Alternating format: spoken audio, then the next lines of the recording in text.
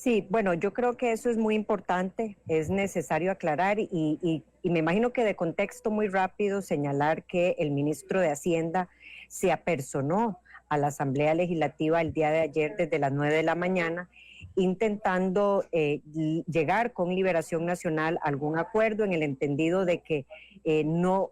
decía que no podían hacer esos recortes, que 150.000 millones mejor se comprometía en un extraordinario en enero. Nosotros le señalamos a don Elian que era muy importante por la situación que se está viviendo en este momento, que se hiciera un esfuerzo en este momento. Tuvimos una amplia discusión señalando que hay una cantidad de rubros que ciertamente se habían incluido por mociones que eran muy importantes de aprobar y que eventualmente, puesto que muchos de esos rubros ni siquiera se hizo el esfuerzo en el proyecto del presupuesto ni en las audiencias de los diferentes jerarcas de clarificar exactamente cuál era, digamos, el alcance de si en la partida de equipo o de información había algo de extrema vitalidad para los primeros meses, pues eso no se hizo ni siquiera de conocimiento. Dicho eso, en horas de la tarde, como alrededor de las 11, bueno, más o menos 1 de la tarde, el ministro de Hacienda dice que ciertamente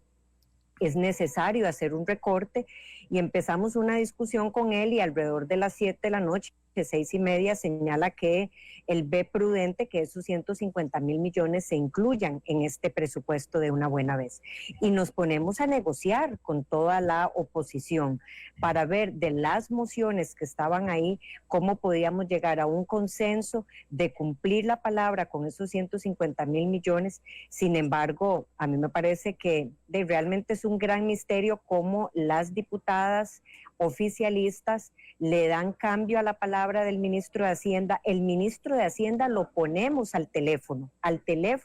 con todos los diputados de oposición. Él mismo dice que es cierto, que él ha llegado a ese acuerdo, que él entiende la necesidad de que paga la fiesta, por así decirlo, y que le parece que si en algún momento, y esto quiero decirlo con total transparencia y franqueza, si algunas de esas mociones que ciertamente se hicieron con un gran esfuerzo, para poder avanzar en posibilidades de recortes, de ajustes, perdón, es que estaba oyendo al plenario haciendo un llamado. Entonces, en ese momento, desde luego que señala que no es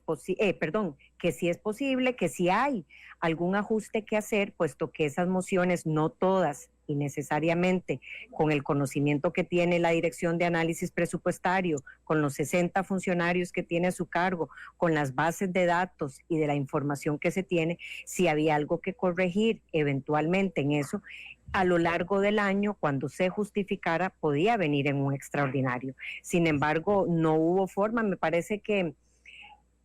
Mi lectura muy franca es que a los compañeros de la fracción del Partido Acción Ciudadana le envolvió la soberbia. Me parece que esa es la verdad y lo digo abiertamente. Me parece que el tener que decir que no era posible un recorte, el hacer una campaña el día antes de que todos los ministerios se manifestaran en contra de que no era posible mover ni un colón de ese presupuesto y después salir a decir que 150.000 millones era una señal, por lo menos inicial, que es un monto que desde luego no va a mover mayor cosa en la necesidad del presupuesto del otro año. No les pareció correcto. Ellas, por supuesto, que señalaron que es que aun cuando el ministro lo dijera,